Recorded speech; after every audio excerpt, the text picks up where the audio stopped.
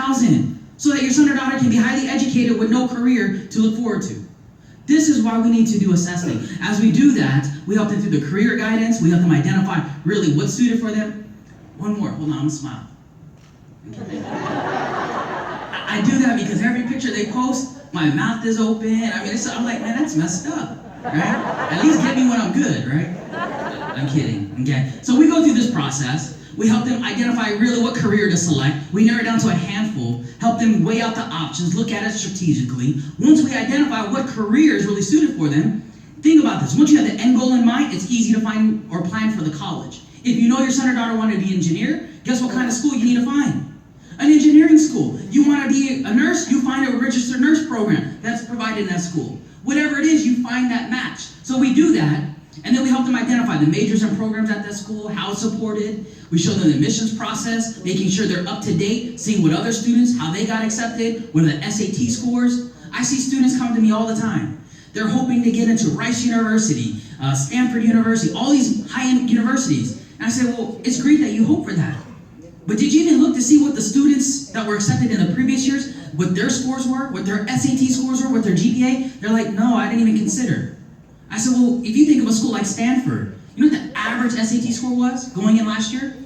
Between 700 or 680 to 780, and the other one was 700 to 790. If you're nowhere in between those brackets, guess what that means?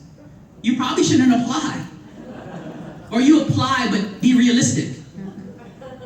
That you just invested or possibly wasted $90 of your parents' money for the application fee, right? So this is our process. It's a pathway, right? All it is a pathway designed to help them get a higher education. Ultimately, is that what you want for your kids? But it's not just the education, it's the career. Is that true? That's the end goal, is the career. So that's what we focus in on. That's our solution.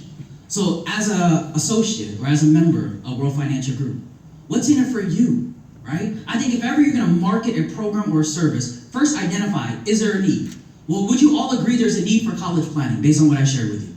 Yes. Okay? Second, not only is there a need, is there a solution? Would you all agree Heartland has a solution to fulfill the need? Yes. So the only last thing is this. If you are a member wanting to avail of all these benefits as a member with WFG, what's in it for you to incorporate this in your practice?